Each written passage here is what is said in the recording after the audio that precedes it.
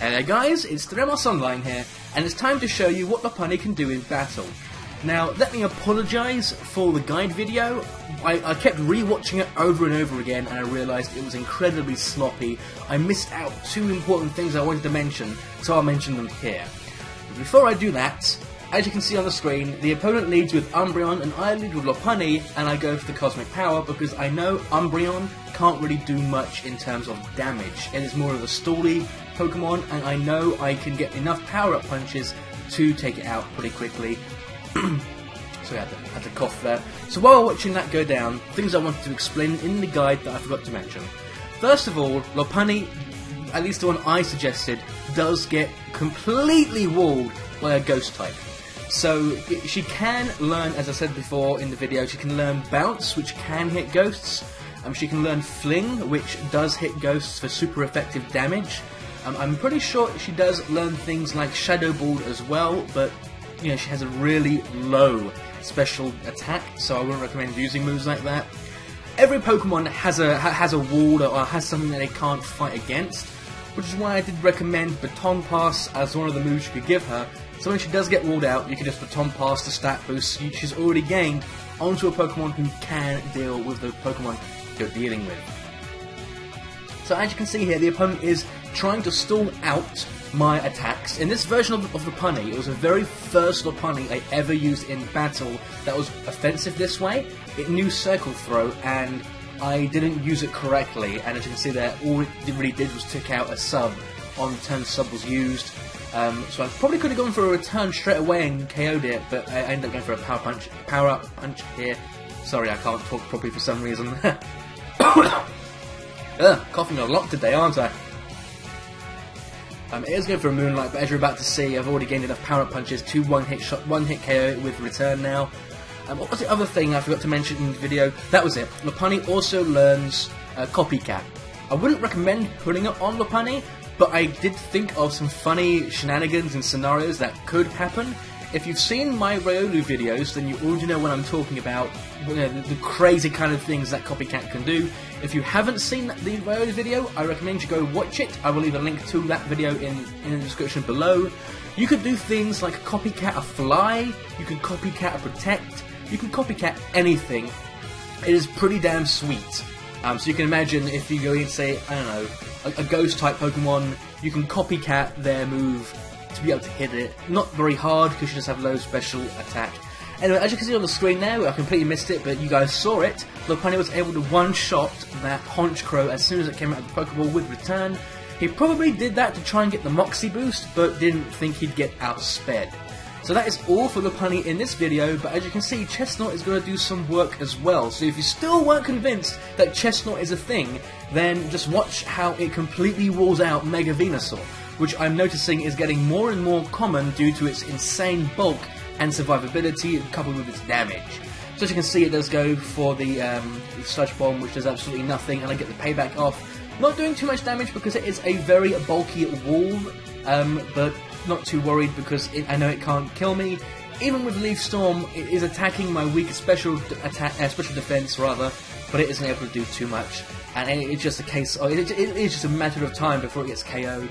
He does still try and go for the Leaf Storm. I am like, well, I don't want to risk a crit or anything, so after all these, you know, stat decreases go down, I go for the Synthesis, and this player does forfeit here, so on to the next video. Now then, pardon my fat fingers. In this battle, Lopunny doesn't get as much screen time, but the little screen time she does get shows off just kind of how powerful her Retaliate is. This version of my Lopunny dropped Circle Throw for Retaliate, and you can see how powerful that is in a short minute.